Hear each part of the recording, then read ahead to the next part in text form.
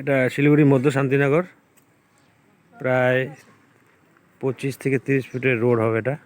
সামনেই এটা বিনয় মোড়, লক্ষ্মী ভবন। এদিক দিয়ে চলে গেল হলো শিলিগুড়ি স্ট্যান্ড বাইপাস। এই 1.5 কাঠা একটা প্লট বিক্রি আছে এখানে, প্রায় 27 থেকে 28 ফিট খন দিয়ে।